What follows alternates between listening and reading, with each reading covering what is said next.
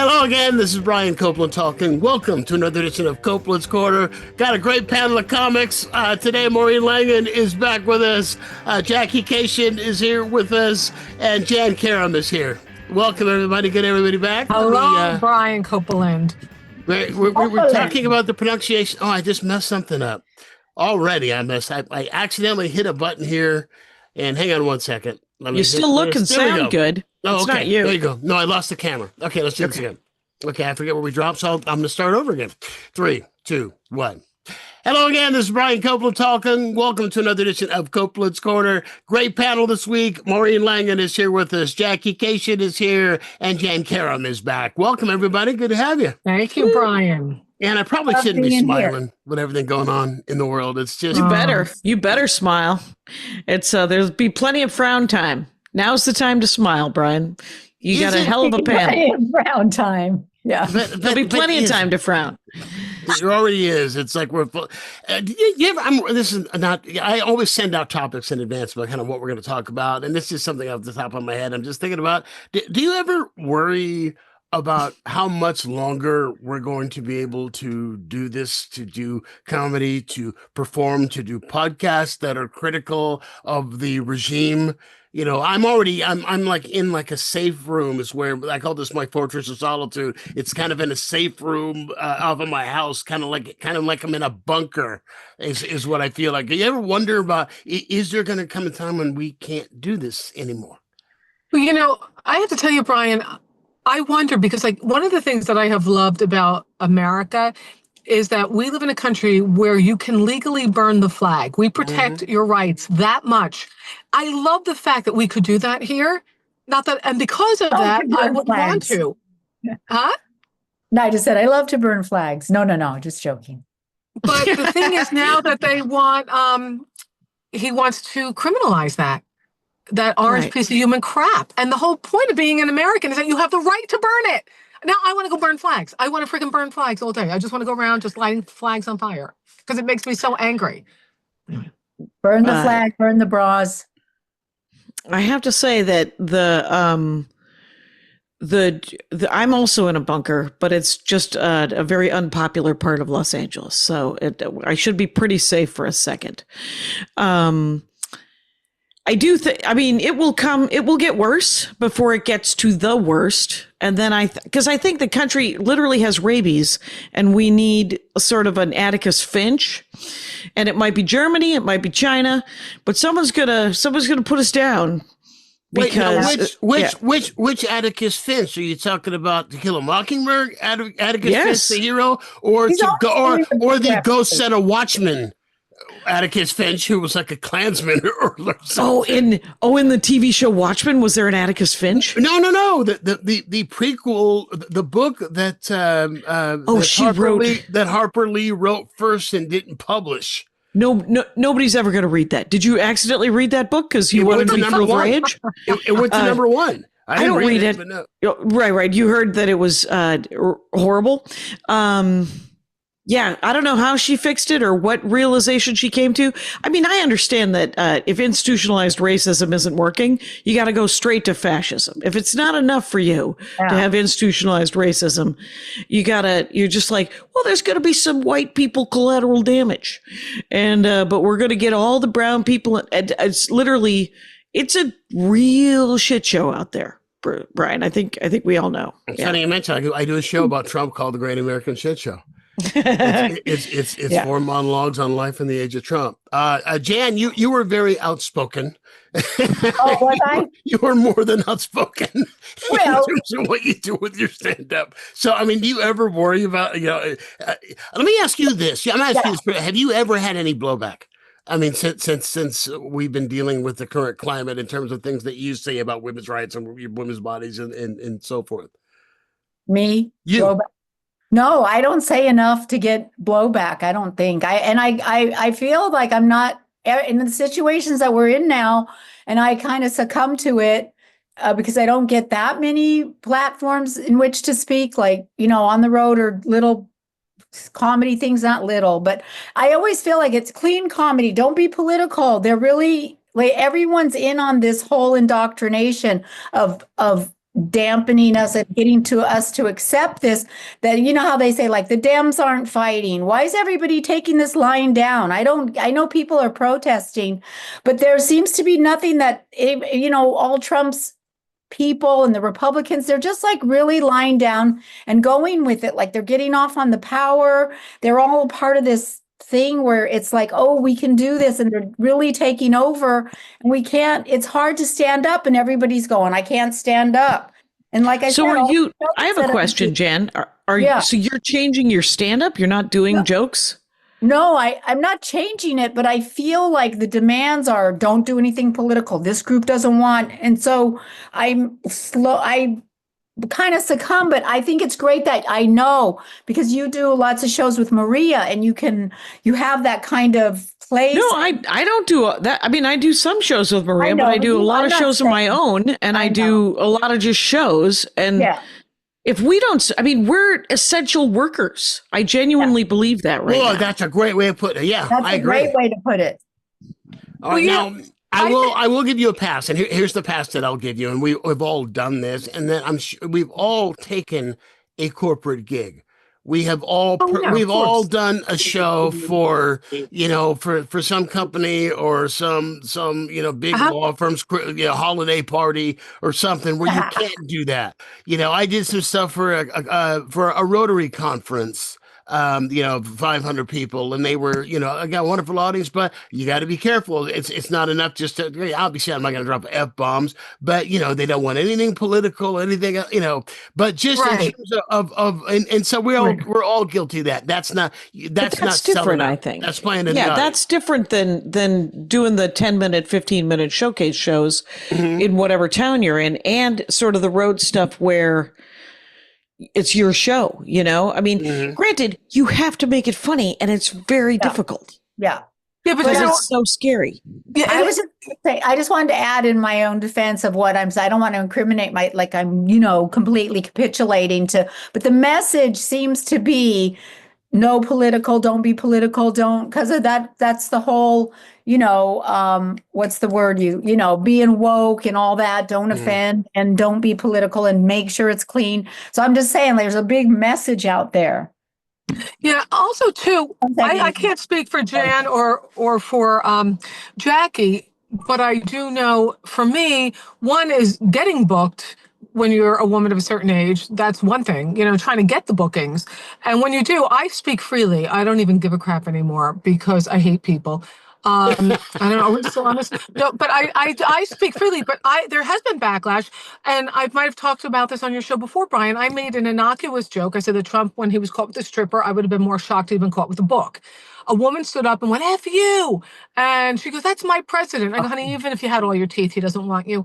And then I said that he does love the classics. He loves Lord of the Lies, Nasty Little Women, and Catcher in the Pussy. She got her whole table up. They walked out, and she yelled, you never made fun of Biden. I said, because I was raised that you don't speak ill of the dead. So the thing is that That's a great joke. But I go overseas a lot now. I'm going back to London in March for 2 to 3, 4 months, maybe. It's open-ended right now because I like the audiences, and I get booked more. I don't get booked in the States because when you're a woman of a certain age, maybe that's not true for Jann or Jackie, but for me, my bookings are less than they have been in the past. I mean, I get If you're bookings. getting booked in Europe and in the UK, you're doing fine. You're doing Yeah, great. love it. I mean, are you kidding? They're putting you up, and they're paying you enough for you to stay there for months on end? No, I create it. I figure it out. Do you understand? Right. Like I create it. No, nobody's like, hey, Maureen, let me make this happen for you. It's me going, I'm coming over. I'm renting a spot. I will be there. I'm taking leaps of faith, Jackie. I just say it fair in my head, enough. Fair and enough. then I make That's it what I happen. do domestically. But I like your plan better because it sounds more interesting. Well, then come with me. Come on, girls, let's do it. Go But ahead. the people are reading the books, not banning them. I'm like, I just make it happen. So I go over, and then people, oh, she is a pro. Will you come back? We'll pay you more. And I got people over here for you, and I got this one. So you know what I'm saying? Yeah, I try to get some anchor gigs, some good festivals that do put you up. But you can rent places, or last time I went, a friend goes, "Hey, would you want to watch my dog for 2 weeks in London?" Yeah. Then I wound up booking gigs that booked me and that's a paid great for me idea. elsewhere. So you just piecemeal it together. There's a way to make things happen. You're that putting make your it own. feel You're like- putting your own tours together. Is basically it. You're not But doing open mic. I get what it is that you're saying about it. It's there's so much capitulation in advance. And that's what's bothering me. I mean, once the networks fell, for God's sake, CBS News has been the gold standard since the days of Edward R. Murrow on rooftops in World War II for journalism. And for them to sell out 60 Minutes like that, for ABC News to sell out Stephanopoulos, again, and these are bullshit cases that every legal expert says would have been completely thrown out. You know, everybody else, with the exception of South Park, where, you know, the Stone and Parker got their $1.5 billion. I love what they're doing. They got a $1.5 billion deal, and then once it's signed, they're just going balls out, going, fine, cancel us, and you just paid us $1.5 billion for nothing, regardless we're paid. But the rest of us aren't that fortunate. But it's like I'm reading today, in you know, the school year just started, and the new list of banned books is out, and in the state of Florida, the schools have banned a total of just over 4,600 books. Ridiculous. That are not allowed in schools or in school libraries. And among them, the two that I keep mentioning, because it makes me sick. Maya Angelou, I Know Why the Caged Bird Sings, and The Diary of Anne Frank. Not The Diary of Anne Frank. That's not true, I don't believe, because I looked that up, Brian. I looked it up too, and that's what I said. The Diary of Anne Frank itself is banned in some of these districts. The Diary of Anne Frank. Well, in Vero Beach, Florida, there was an adaptation of The Diary of Anne Frank that explored perhaps some sexuality and things like that. That book, that adaptation was banned. I don't know if the book itself was, but regardless, it's different from district to district, though. Is what the deal is. It is different. It's not a statewide ban. It's right. Different from district. That's right. But the actual diary that'll come. And a statewide ban will come. Don't worry about it. But I have read about the one that you're talking about as well. Yeah, where there was something about sexuality that they had some issue with. But there are other places in Florida, there are other districts where the book itself, the one that I read in the 5th grade is banned. And I know why the Caged Bird Sings, you know, about Maya Angelou's memoir of I don't want to say coming of age, but how she became who she became here in the Bay Area. Yeah, I had no idea that she had spent so much time in Berkeley and in Oakland and in San Francisco while she was developing herself as a person and as an artist. But it's what they're doing is they are erasing the history, or trying to erase the history of anyone in this country who is not a straight white Christian male. I mean, to say that we got to pull slavery exhibits out of the Smithsonian because there's too much emphasis on slavery in the Smithsonian. Well, the 400 years of my ancestors got beaten with whips was too much emphasis on slavery. Is the African American Museum a Smithsonian institution? I believe. Well, because you know how the Smithsonian is. I'm not sure. It's hundreds of museums in. It's not just one museum in the DC. It's 100 different buildings and stuff. And soon will be one white museum, Jackie. Yeah, it's going to be one white museum very soon. Right. I don't understand what's happening behind me. So be right back. Okay. They're disappearing everything. They're disappearing culture, history, people, races, humanity. Crosswalks as a monument to the LGBTQSTURVW people that's right. in Orlando. They stationed cops overnight to protect a crosswalk. Mm-hmm. Like just cops all night long on double pay. Where was that? I didn't know about that. Orlando next to the Pulse. By the Pulse nightclub where they had the massacre. They had painted a crosswalk was rainbow. And who ordered it painted over? Was it Trump who ordered it painted over? No, it was DeSantis, I think. It was DeSantis who ordered it painted over. Well, it's not only that. I mean, you had murals of George Floyd and of Trayvon Martin and of Sandra Bland that were up in several places around the country, and those have been painted over. And those the roses are being plucked and paved over. Oh, the Rose Garden is gone? Yeah. Yeah. I think Melania got rid of that first term though. Right. No, but isn't it This now? is something else is happening now. Yeah. Oh, okay. Yes, they're doing the war on flowers, just a war on beauty entirely. Yes. There's a war on life. Well, I got to tell you something I heard by a very conservative talk show host commentator, Megyn Kelly, of whom I am not a fan at all. She said, very interesting. She didn't even notice she said this, and maybe it's just so innate. She was talking about if we paid higher wages, people would do the jobs that the illegal immigrants are doing, or the unauthorized, undocumented people are doing, the picking and the fruits and the vegetables. And she goes, if we pay Americans enough, there are white people who will do that work. She equates America with white people. She doesn't equate that. Oh, wow. It was very interesting. She said white people will do that work. So when she was saying Americans will do it, and then she used as a synonym white people. And she didn't even miss a beat. And I'm like, wow. She said right outside. Well, I mean, she's an old school racist. Let's be honest about it. I mean, you know what she lost? Remember why she lost her NBC show? Why she lost her Today Show? Blackface. About saying, I don't see why it's a big deal for that. Why it's so offensive for white kids to dress up in blackface for Halloween. We did it. We did it. Yeah, Mr. Bojangles. I don't know. Crazy. Yeah. Well, I mean, the crazy thing. So I'm working on this bit about how, using the great quote from Captain America: First Avenger, I don't want to kill anybody. I just don't like bullies. Mm-hmm. Yeah. So, and that's it entirely. I mean, this is not a fighting machine. Sadly, this is very much a middle-aged white lady who could not be more overweight. Well, it could be, but we're fighting a losing battle. But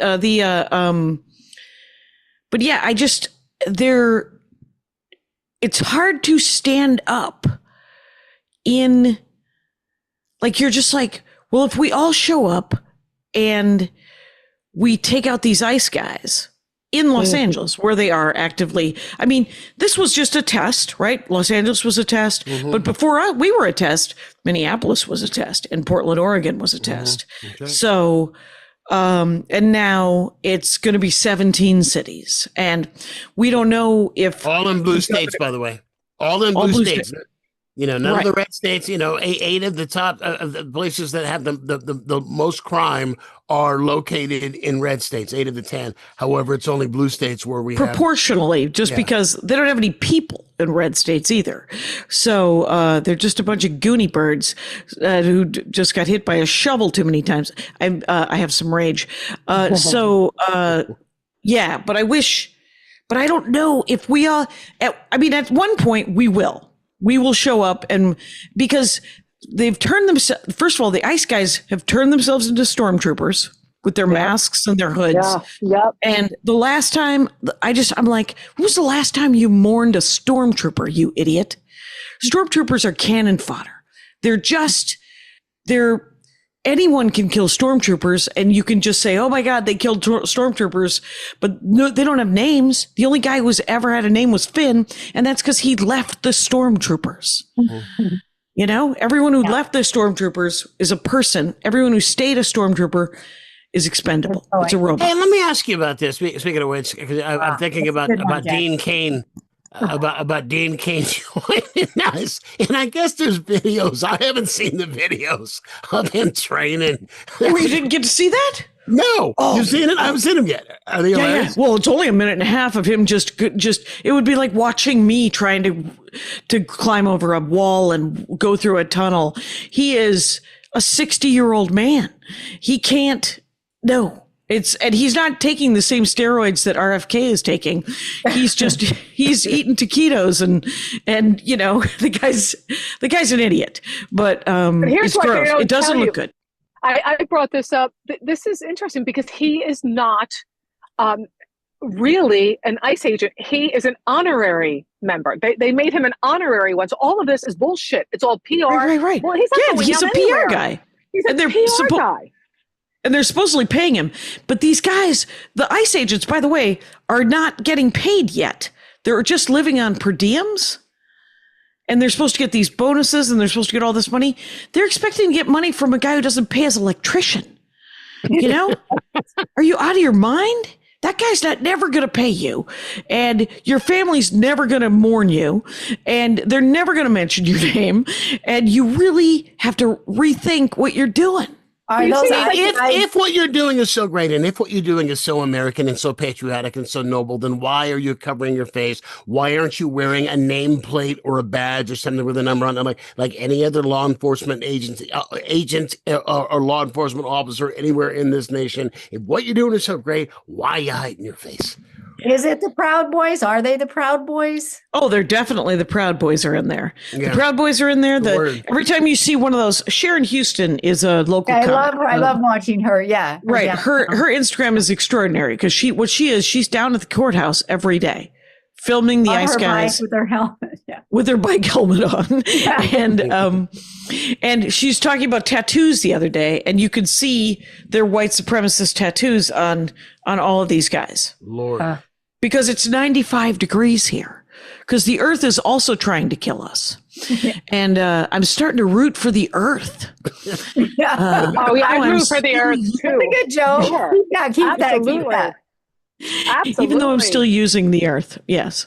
Yeah, no, let the earth do us in. I'll run into a forest fire with a flag. I'm ready. Let's do it. With a flag. But yeah, only if you could tempt a couple of those ICE guys to come in after you. And you're like, I took a couple with me who were trying to get me to get the flag out of the fire. Let's go back to something you said earlier about bullying. Because that was one of the things I had wanted to mention and wanted to talk about. That's an interesting article. I think I sent it to you guys, or Tom sent it to you guys this morning. And that, as we know, Newsom is getting Governor of California, Gavin Newsom, getting a lot of attention for the way that he is dealing with Trump. Mostly what I hear, and maybe it's just the California bubble I live in, is good, finally. But then there are others who were saying that this is not the way that a governor should behave. Those are Republicans. Yeah. Well, I'm giving both sides on this, but there's an interesting article that I read that says studies of 11. It says that I think it was in the Atlantic that mom and grandma were wrong about dealing with bullies by turning the blame it on women. Always blame it on women. Right out the gate. And grandma were the ones who told us that, and taking the high road with bullies. Dad was out drinking. Studies of 11 and 12-year-olds found that those who returned hostility with hostility appeared to be the most mature. Boys who stood up to bullies were judged more socially competent by their peers, and girls who fought back were more popular and more admired by teachers and peers. So my question for you is this. Even though I can pretty much guarantee that everybody here, I'm going to speak for you, agrees with what it is that he's doing. But even if he was saying something and that you disagreed with, do you agree with the tactic? And what does the tactic that's being used, how do you tell what is the tactic? The tactic to explain the tactic is he's just mirroring exactly how Donald Trump exactly what he's doing. Yes. He's not doing anything. He's just going, I know you are, but what am I? Like he's genuinely repeating, someone's like, you can't do that. You can't do that.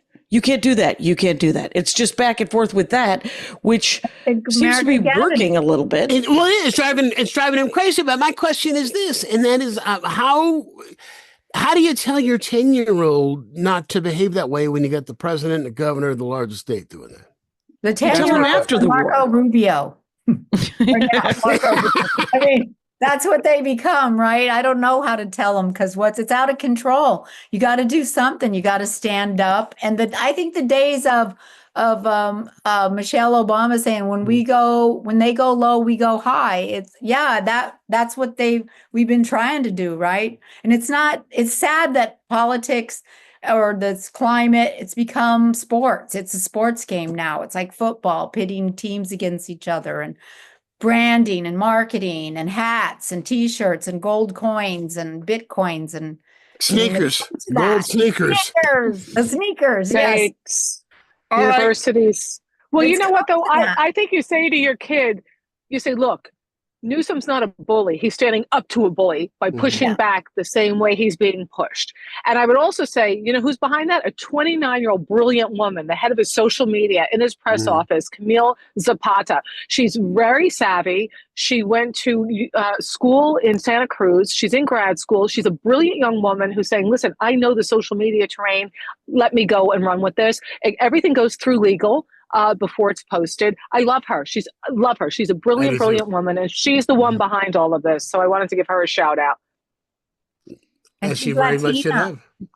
All right, let me ask you this. I was a bullied kid. You know, there's one of the only black kids in town where I grew up. I was a bullied kid. Wow, would you call that bullying? Jesus, that seems a little bit more. Joel, wow, brother. Oh, there's more. I wrote a whole show about it. I was in fights literally every single day when I was 8, 9, 10 years old, every single day. And I was always the one in the principal's office because since I was the common denominator, since I was the one always in the fight, I must be the problem. And I was not a fighter. My grandmother told me just the opposite. My grandmother who raised me told me just the opposite, and that is hit his ass back. That's what she would say. And I never did that until I was in the 7th grade, and an 8th grader spat in my face and said my family was a bunch of monkeys. And I blacked out. All I remember is standing over him as he was on the ground, and I'd broken 2 knuckles punching him. I'd broken 2 knuckles on my right hand, punching him. But here's the point of this story. Brian. The point of the story is, after that, nobody ever bothered me again. No, I was never, ever bullied again after that experience happened. So do you believe then that the only way to deal with a bully is to fight back, you know, to fight fire with fire? Yes. Or can you take a high road? Yeah. Well, I think you stand up or you walk away, but in this case, we can't walk away because a lot of people are walking away. I can't do anything. It's too much. I'm just going to stay with my life or my grandmother told me the exact same thing. She said, you fight back. Yeah. And she went through the Armenian genocide and she regretted to her entire life that she didn't die by fighting the Turks. Wow. And, but the thing is I lost my mind when I was about 13 and 13 or 14 when, because I kept getting pushed around because I used to walk and read, and I didn't have any social skills, and I didn't have nobody liked me. No, but the thing is nobody knew me. Whatever, they were just dum-dums, and they were pushing me around. And one of the kids ripped my sweater, and my sister and I had 3 sweaters between the 2 of us for all of junior high. So I lost my tiny lizard mind, and I jumped on top of this kid and I started choking him and slamming his head against the ground. Wow. And they pulled me off of him, and they said, you're killing him. And I said, yeah, that's what I'm doing. And so they pulled me off him, and I said, none of you people talk to me ever again. Wow. And they didn't for the rest of high school. And then a dozen or 20 years later, Facebook was invented. And then they came out of the blue. And I was like, no, there's no statute of limitations on this. I never want to talk to any of you people. I tell you, Jackie, I'm not even going to pick a piece of lint off one of your shirts.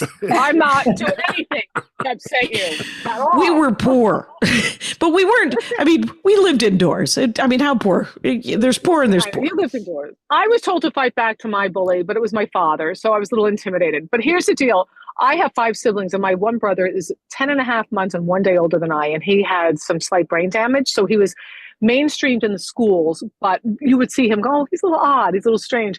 Kids would torment him, and we were in the same grade together, you know, and they would torture that kid. And I remember I would put people into walls.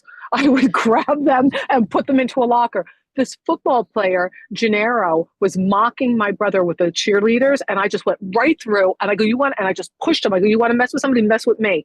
And then my brother afterwards said, don't ever do that again. I go, why? Because you humiliate me. You can't have your sister sticking up for you. I said, I'm sorry. Oh, so sad, too bad. I have 4 older brothers and an older sister, and my brother Scott used to love to beat up all the kids who would bully me, but I never, my sister was like, don't tell Scott. Scott will kill him. And So did you ever have a That's the date? crazy I mean, secret. how do you get a date when your brother's like that? well, there was no dating. There was Dan, how about you? Did you have bullies? Yeah, I did. But I was also going to just say, like, resorting to violence, like, first try to stand up, but not using violence as a way to deal with the bullies. Like, Gavin's not using violence, No. right? And so, but my mom always said, yeah, stand up. And I'm from a Hispanic mostly town, and I did get bullied, but it seemed like in the three instances that I was bullied, I had someone come to my rescue. In 6th grade, this girl was trying to fight me, and my friend, and she was taller, and she says, she's littler than you are. She came and stood up, right? And then another time, so she stood up and the girl backed down. Another time somebody pushed me against the coat rack, and then yeah, with my head against the coat rack, hit it. Oh. And then my dad, they said, I was sick. I had the mumps. And my dad, they said, your dad's here. So like they came to get me. I didn't have to, it was just a coincidence. My dad wasn't there to rescue me from the bully, but he was there to pick me up because they told I had mumps. And then the next time it was like freshman, initiation in high school. And everyone was going to like descend on me and whatever, do stuff. Hazing, kind of. Yeah, they were it was a big plan. Oh. One senior girl, I don't know why, she came and stood up and she pulled me out. And she said, wow. So that's kind of, I just thought of it right now, like how she was. You've been protected. That's good. Protected. I have to tell you that I bullied one kid in my life. I was 11. I picked a fight with an 8-year-old and she kicked my ass. And I went home and I had a bloody nose and my stepmother said, what the hell happened to you? And I said, oh, I picked a fight with this girl and she beat me up. And my stepmother said, good. Why did you hit her? And I said, oh, I was in a bad mood. I just wanted to punch somebody. And she said, that's not why we hit people. And I said, are you sure? That has not been my experience. Hilarious. But oh my God, I want to add, could I add? No. On the other hand, I have bullies in my family that I can't stand up to, that I have a really hard time, that I use the microphone to stand up to the audience, but I have a really hard time standing up to the bullies within the system. Like, no, that's not okay. So that's really tough. All right. So basically, you would have sat behind Rosa Parks and kept your mouth shut. Is that what I'm understanding? I probably would have stood up for her. Yeah. Yeah. Well, let me tell you something. I've been in a circle of people that have been very tough. I've been playing pickleball, and some of these people are brutal. And you don't know who you're going to play with because you put your paddle in, so you don't know who you're going to get to hang out with. So I'm playing, and there's a brand new woman on the other side. So I'm giving her a couple tips. The guy who's paired with me, he's like, all right, do we need to talk? Let's just play. All right, come on. And I go, when I'm done speaking to her, we will resume. You're a very rude person. And then about 10 minutes later, he goes, I'm not going to take that. That's bullying. Like, that is a guy who thinks that he's going to control it and tell me to shut up. I'm helping this new woman who's never played. And this was about a month ago. And he said to me, like a heckler, though. Sorry. Yeah, he goes, yeah, I'm not going to put up with that. Who are you? So you're dead to me. I don't need you. You're dead to me. So he says to me about 10 minutes later, he goes, I'm sorry, that was very rude. I go, I accept your apology. That's it. But you have to tell people how to treat you. You have that Jersey accent too. You have that Jersey, so you could do it. Like, I'm going to rip your face off. I'm going to take it. I'm going to rip your face off. I want to circle back around to something that Jackie said earlier, because we were talking earlier about erasing history and erasing people's experiences, and how that, the reason that the old saying about those who forget history are condemned to repeat it. You mentioned the Armenian genocide. I went through grammar school. I went through high school. I went through college. I never heard a word about the Armenian genocide. I did not know that there was an Armenian genocide until I was doing radio, KGL. And there was a book that came out around the centennial. and I had the author on and I read the book, and it was like, why have I never heard this? Why have I never been taught this before? And my understanding was, at least up to that point, and maybe Jackie, maybe you know, and I don't mean to put you on the spot, maybe you know better than I do. Have the Turks ever acknowledged the fact that they're still denying that it happened? Yeah. I mean, here's the thing about the Germans is that if you admit the worst thing you ever did, you get to be the hero in the sequel. I got a lot of hope in the Germans right now, just because they were the first country to do reparations, and followed by the way, the Australians, who have paid reparations to their indigenous population.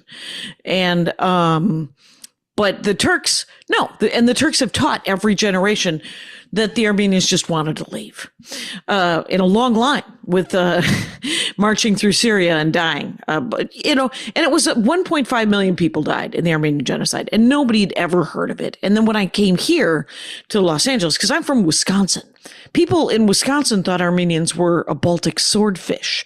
They had no idea what Armenians were. So you got to use that. Okay. That's a great line. You got to use it. It's a great line. Baltic swordfish. But there's no, yeah. But I mean, when you think about the genocides that people don't know about, right? You think, I mean, I think about African American history that I just learned. You know, I learned African American history I've just learned. Right. And I had this thing in the late 90s. Wait, was it? No, it was the late 80s, early 90s. I started listening to a lot of rap. And there was a guy, KRS-One was his name. And he did this thing called edutainment. And he had all these references to different historical facts. And I was like, well, what the hell is that? And at the time I had a set of encyclopedias. And so, weirdly enough, some of them were in the encyclopedia, like Nat Turner and just different stories that were more famous. But he also had some more obscure stuff that later in the 90s with the invention of the internet. But there's so many genocides and there's so many horrible things that have happened,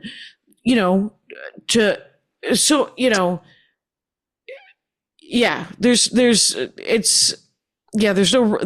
not surprised people don't know. I'd like to give a shout out to the potato famine, if you don't mind. Just a little shout out to the potato famine. See, I learned about the potato famine in high school. I mean, sure. So they taught that in high school. All right. As they should. Well, and they blamed it on the British, as they should. As they should. We're very white people, so we're going to stay in the history books for quite a while, I imagine. Yeah, sure. I was just going to say that I think there's a genocide going on right now. In the Sudan, for sure. There's one happening, the Palestinians, of course. Yeah, there's one happening right now in Armenia, in Azerbaijan, of the Armenians. But the Sudan, nobody talks about the Sudan. No. For 2 years, it's been as bad as Palestine. And everyone who's like, well, we can only discuss Palestine. And I'm like, what about the prison system, which is legalized slavery in this country? I mean, you're like, I am as sympathetic as I can be about the things that are far away. And I donate to these things. But I am also infuriated and terrified and sad about the things that are happening right in front of me. And they're going to be happening even more in front of me, because there's going to be National Guard everywhere, and you can yell at them and say, you should quit the National Guard, please be on this side. Don't be on that side. Well, you can try that. That's not why they joined. That's not why any of them joined the National Guard. I mean, if you're joining today, you're signing up for. Yeah, but those National Guardsmen who were and women who were sent to Los Angeles and who were probably going to be sent to Chicago in the very, very near future, this is not what they signed up for. No, I think they're still here. Yeah, they haven't been. I think the Marines might be gone, but I believe the Marines are gone, but the National Guard's still there. Yeah, remains at $1 million a day or some insanity, and I'm actually looking forward to seeing what the governor of Illinois will do when I love him. I want to see what he's going to do too. I mean, I just love the guy. When he speaks, the fact that I just hope he can back it up. I guess that's the thing. And I will tell you, I'll be perfectly straight with you too. And here's what scares the shit out of me. What scares the shit out of me is when Trump went before the Supreme Court with the argument that a president should be able to do whatever a president wanted to do. And the argument was brought up. So does that mean that if a president decides to assassinate a political rival, if he's doing it while he's in office, then he is immune? They didn't bat that down. That has not been batted down. So as far as that ruling stands, in theory, that could happen. So I worry about the governor of Illinois. I worry about Gavin Newsom. I worry about any of these people who have the courage to stand up to this bully, to this tyrant, to this, I just worry about this happening. Actually, let me bring this up too. This is something else I've been thinking about today.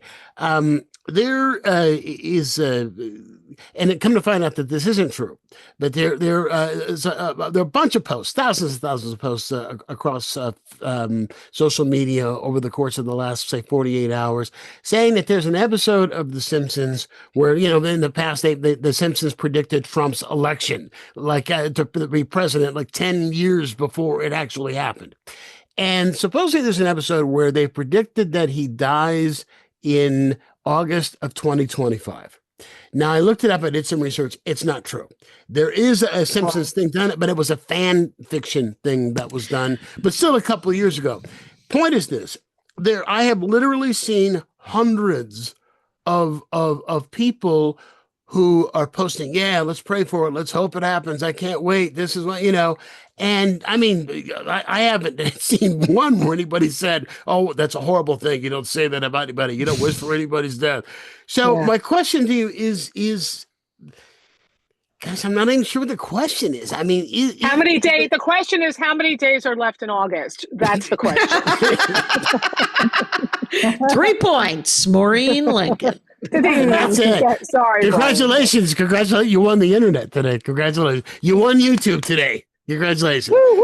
I don't want to say is it inappropriate. I want to say maybe is it evil to be rooting for somebody's death? Would it have been evil to root for Hitler's death? In 1945. People constantly talking about going back and murdering that baby. It's that is the biggest trope in the world, to go back and murder Hitler as a baby because you think you could stop something. Or buy one of his paintings. That's the other. Or trope. later, the other thing, more hugs when he was a kid. Yeah. Right. There is a saying, and there is a saying where you're like, you don't have to like a situation, but you have to like yourself in that situation. Mm-hmm. And I don't particularly like myself in the situation that wishes for all of these people to slip on a banana peel and then I roll their bodies into the ocean. But here's the thing. That's a recurring dream I'm having. I'm having nightmares about these people dying. I don't feel good about it. Mm-hmm. I don't want to kill anybody. No. I certainly don't have the power to kill anybody. And, but I just feel like it would be a lot simpler if they were gone. It sounds like you're a big proponent of natural causes. That's what I'm hearing here. And but I'll tell you, interesting. But you know what? I think let's take it to the next degree here. What do we want dead? If people say they want Trump dead, they want that evilness gone. They want that cancer on society to stop. However, he's representing it, and even if he goes. I think one of the saddest, hardest things for me is not only that Trump and his energy exists, but so many people attach themselves to it and share it.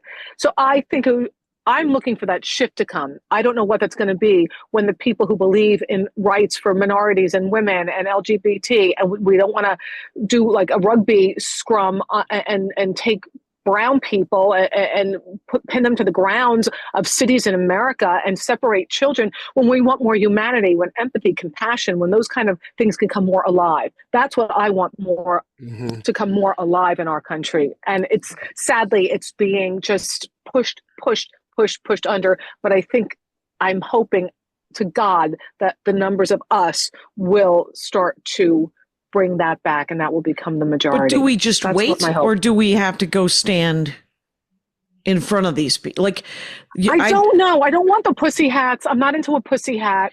I'm into being a meat shield. I'm into a bunch of white women standing in front of a bunch of people who are about to be snatched I'll do because it. I don't know if you know this about I'll- cops. They totally pull their punches when it's a white lady. How do I know? Anyway, What do you mean? it's What do you mean? it's because if you are a white woman of any age, and it has been this way since I was 18, and I was a mouthy 18-year-old, cops will cut you some slack. Yeah. So I it never is. cried my way out of a ticket. I'll tell you that much. Me neither, but I have crushed a beer can and put it on a cop car, and the cop looked at me and said, "Pick it up," in that tone of voice. See, I'd have been As shocked. opposed, yes, a young black man, a black woman would have been pushed to the ground, would have been beaten the heck out of, at the least. But I like the meat shield. You're calling it like human meat, like we're meat shields. It's a video game term, yeah. I like it. I don't play video. I like it.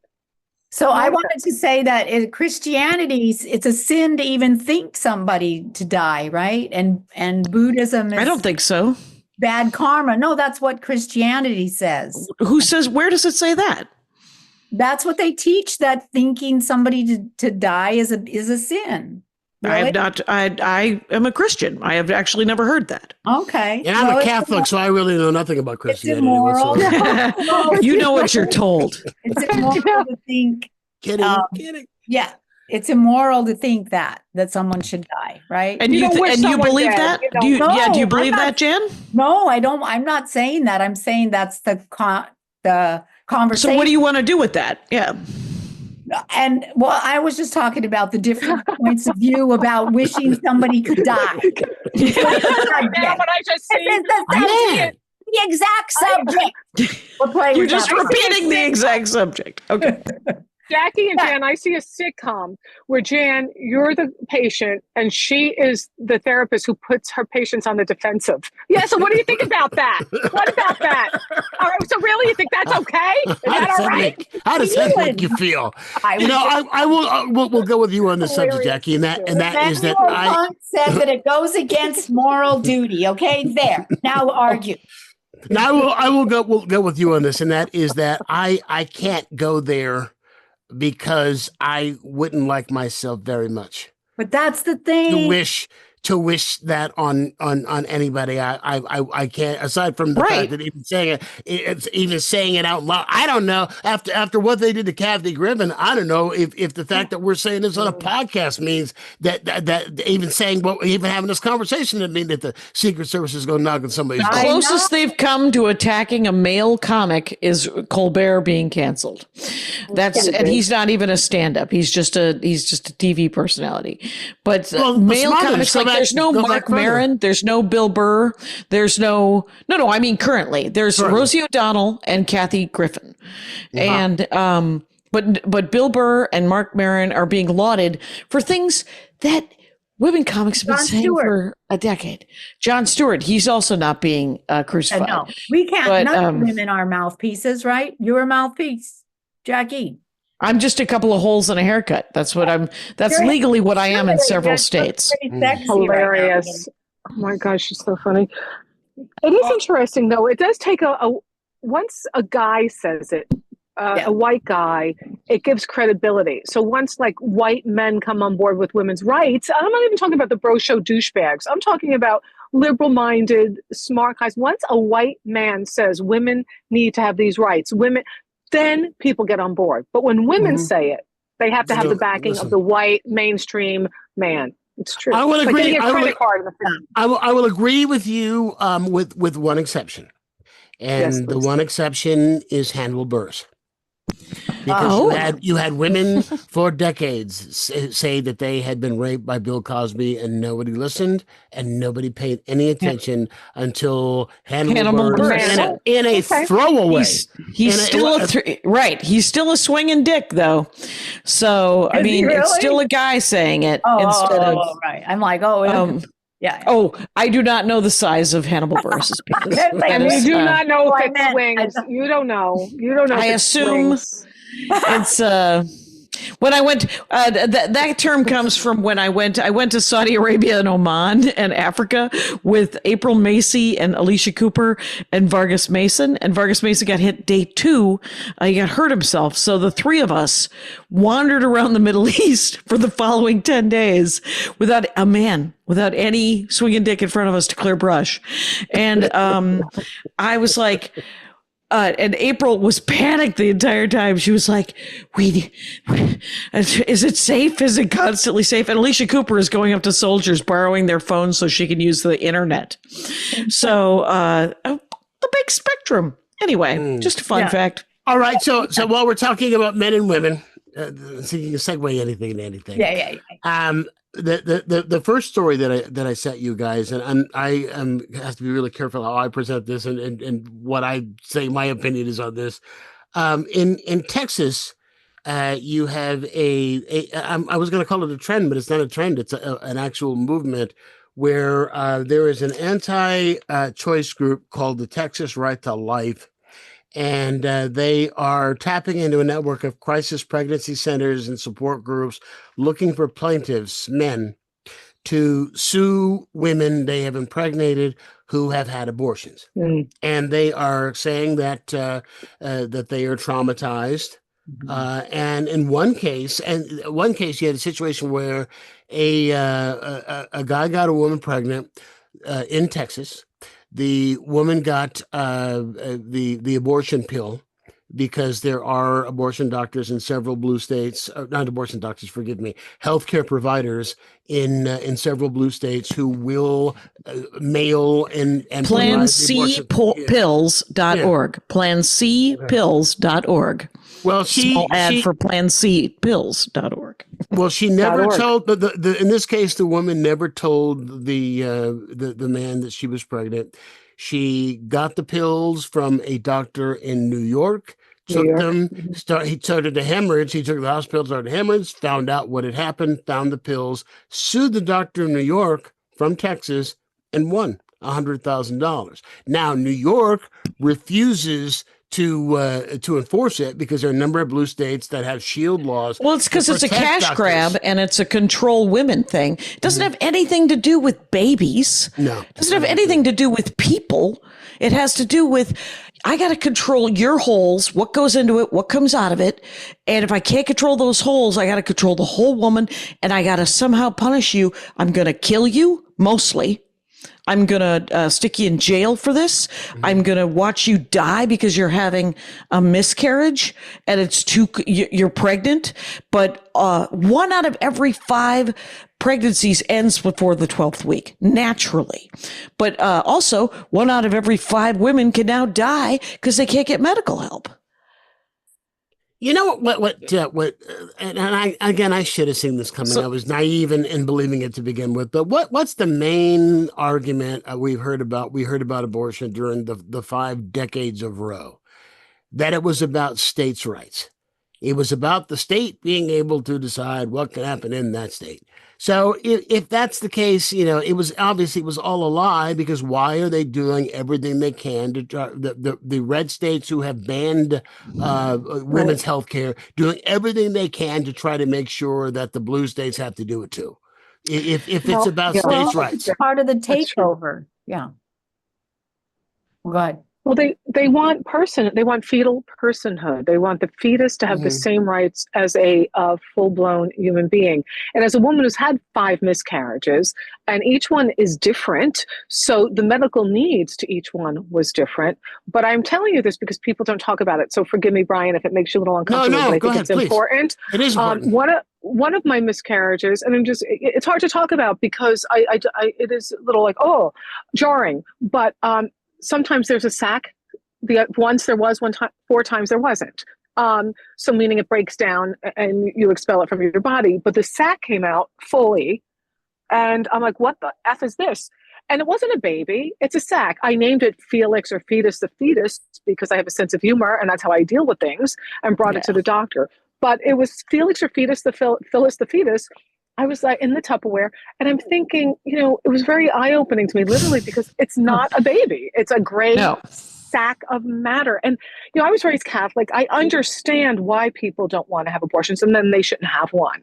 But I Agreed. also understand that sometimes you have to get the decomposing elements out of your body so you don't die too. And you have these people who feel so good with their God that they have stopped this from happening because it's so in their core makes them a better person, a more moral person, right with God. But they have no idea about the medical concerns and how it affects women. So it makes me really crazy and I want a separation of church and state. I don't want to live in a theocracy. I don't want your Christianity or your Muslim or your Buddha or whatever you are running me and my life and my country. I will take the best atheist in the day, and I will support your right for freedom of religion all the time. I just don't want it running my life.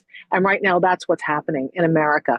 And the woman from New York, the doctor mailed the pills, and that's what they're going to try to do is stop pills from being mailed across state lines.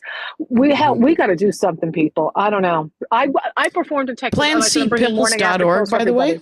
PlanCpills.org. .org has all the legal, like if you live in Alabama and you want those pills, they tell you how to get them legally. All right. So because it is illegal to have them shipped from a different state. Here's how crazy it is. In Lubbock, Texas, the home of Buddy Holly. In Lubbock, Texas, that's not relevant. Yeah, not relevant at all. I love Buddy Holly. It's all anybody knows about Lubbock. You like to work it in. I had to work it in, chance I get. Yeah. So they passed a law. The city, I guess, city council passed a law that if you left Lubbock to get an abortion out of state, you could be charged with a crime, because in order to leave Lubbock, you would have to drive on a city street or a city highway or a city road that is owned by the city of Lubbock. And so therefore you're using it's the just control of the city to leave the state to commit what is a crime in that city. Yes. It was also why Real ID was created. Real ID is now a national ID system, and they can track people throughout the entire country. I got a DUI in Minnesota, and then I got my first DUI here in California. So I got 2 first DUIs, you guys, and that's because it was pre-Real ID. I'm not the hero of any of these stories, by the way. But when I had my miscarriage, we actually wanted a baby. And I was 100 years old, so it was not going to happen, but we were excited about it, and I would have died. I would have bled out. So it's not good. So I was going for it myself too. There was no hangers involved. It was just natural, Let me ask you the hard question about this story. Maybe it isn't a hard question. I don't know. And again, forgive me for being an ignorant guy, but do you think, this argument about and we know it's about controlling women, I concede that it's about controlling women, but do you believe the argument at all that men can be traumatized by the choice that the woman they impregnated makes? Course, I mean, do you believe that that's a legitimate? I think that everyone can be traumatized if they don't get an ice cream cone. Yeah. Yes, I don't know if it's enough to say that is the real question, is their trauma more important than the life of the woman that they had sex with? That's the real question for me, and for me that is no. That's well, right. what I'm saying is, and let's take the fact that let's take the life-threatening part of it for the woman out of it. Even if she just wants to have an abortion and not gestate for 8 months and then raise a child for 18 years and then put her life, because he can leave, and he does, and they do, and they don't stay, and they never give you a fucking dime. So no, I don't think that his trauma is more important than the life of the woman. And I'm saying that emotionally, socially, physically, medically, all of it. The woman is an Financially. adult financially. The woman is an adult human being. She should get to do whatever she wants with her body. It's hers. It is not his. If he has trauma, get some help. Go talk to your bros. Go to a therapist. Be sad. Eat a tub of ice cream. Fuck off. Or Is what run where I'm for at. Congress and take our rights away. Jackie, would like- you do me like a they usually favor, do. please, and get off Yes. the fence? Would you just Okay. get off the fence? Exactly. I know what you're saying. I'm Can so a man- mad. I know what you're Pick saying. a position. Pick a position. But I get it. If your partner is a male and you're pregnant and you want to terminate the pregnancy, of course I can understand that has an impact on the man who may want a child. Of course. Of course. But look at all the men who are forcing women to give birth anyway, so he Yeah. can focus on those Yeah. kids. And I'll be honest with you, I've always been 1,000% pro-choice, and that no man should be telling a woman what to do with her body. But also, as a father of 3, it would bother me. So you would be course. interested in forcing a woman to Of have course birth? not. Absolutely. There we go. So Absolutely that's not. the It's not- difference it's not- between it's you not and my right to somebody do else. that. It's not That's my it. right to do But that. you would talk to your partner or whoever. Of course. Well, you Well, would have a but it depends. conversation. But what if it is a one night stand? Right. I mean, not even rape, not even any of that. Just a one night stand where you're like, "Hey, Jerry Lee Lewis," and I got. What are you, 15? What are you, Jerry Lee Lewis? I know I'm too old for Jerry Lee Lewis, but but like if it's a. Yeah, there's no gray area in this. It doesn't mean you're not, if you're in an adult relationship and you have a conversation with your partner, sure, there's going to be trauma, but it still is not his decision. It just isn't. I'm sorry, Nor fellas. nor should it be. And I And it won't be. want to make sure that I'm clear. And it's not going to stop abortions to make it illegal. It's just going to kill more women and girls. And it's sad. And I mean, Well, rich women will have them. Rich women will always have them. well, Ursula Le Guin's story about her abortion is the greatest story because I she don't got know an who she illegal is. abortion. Or she's a science fiction writer who from Seattle, and very famous, sort of Tolkien-esque in that era. And she got an illegal abortion in like 1952, 1954, and she was 18, and her parents helped her get an illegal abortion. And she, as she put it, she said, "My abortion made it possible to have children that I wanted with a man that I wanted. If I would have been forced to have that baby, I would not have had the children that I had or the life that I had. So Yeah. they Well, would you have killed 3 other children is what they would have done. Yeah. Those children never would have been born." I think too, the idea of a morning after pill is like magic because nothing's implanted, nothing's growing. They don't even want you to get rid of a fertilized egg. But I think I would have them on everybody's nightstands like M&Ms. Just take one. The condom broke. You forgot your birth control. Whatever. Just freaking take the freaking thing. Pop it in your mouth and be done with it. That's me. Yeah, Maureen family Langan. planning. There's 8 billion of us Regardless. cockroaches on this planet. And There's no need to keep breeding. Did no one read Watership Down? Jesus. All right. Rabbits. And on this uplifting note of abortion, we're out of time. Here's my- I think Yes. the word that they have, abortion, it's just like the word is so caustic. We Yeah. should have a better, instead of abortion, say declutter. I'm decluttering my uterus. Spring, Yes, I love it. my parents. The whole Marie I like Kondo thing. Yes. Hey, let's all yeah. Maria I saw the Kondo our sonogram, it didn't uteruses. bring me joy. Wait, I saw the sonogram. It didn't bring me joy. Okay. Well, I just Perfect. found out today I'm going to be a grandfather for the second time, so I'm Oh, going to go and see a sonogram on Saturday. So, Okay. so that's why I'm yes. Congrats. Oh, Yes. that's That's a wonderful, beautiful Brian. thing. Yeah. Yes. Wonderful. Congratulations. Wonderful. Congrats, Caroline. Brian. Congrats. I have Wonderful. 7 great nephews and 1 great niece. It's the Jackass gene runs true. I didn't actually need to be party to it. So it was all Yeah. good. All right. With that, Maureen, anything you want to plug?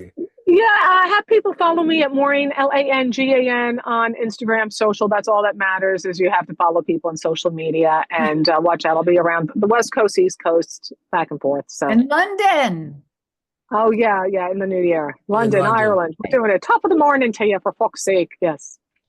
Jackie, how about you? Sure. Go to Jackie Kashian, at Jackie Kashian or JackieKashian.com. Kashian is spelled Kashian. Jackie is spelled like that Kennedy lady who wasn't nuts. Wasn't nuts. Okay. The Kennedy that was okay. Jann? I am Jann Karam, JannKaram.com, or Instagram is Jann Karam Comedian. All right. Well, thank you all very, very much Thanks, for being Brian. here. I got to Thanks, tell you, it was a this is one of for me personally. This is we've done I think 250 of these, and this is probably, if not the most educational for me, one of the most educational. Oh, look for at me. wow, well-bred women sharing their knowledge. I just followed you, Maureen. Well, I was just going to say, Jackie, I have not gotten to connect with you before this. I can't believe it. We have so many friends in common, so it's a pleasure. Jann, I love you. You're so friggin' funny. I love performing with you. And Brian, you're the best. So this is a real Thanks. treat for me. Well, I Thank got to you put both. you guys in a Mwah. show. We should do a show together, the four of us. Bring us up to ask. Woo-hoo! Is that a We'd thing? love it. All Turns right. out I do stand up. I'm on board. Good to see you all. Bye, guys. All right, Maureen Langan, Jackie Kashian, Jann Karam.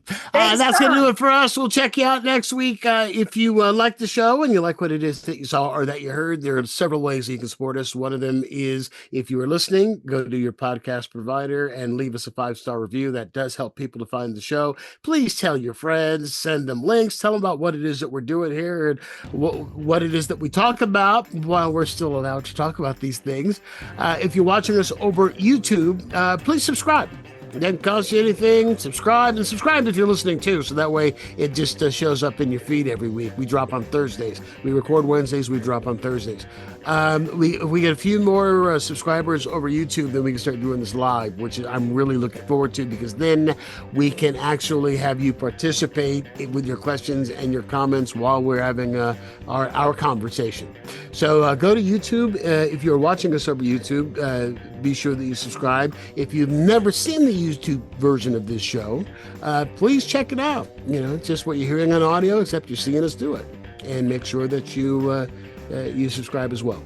So I will check you out next week with a different panel. Have a great Labor Day weekend. Until next time, be kind to your neighbor. He knows where you live.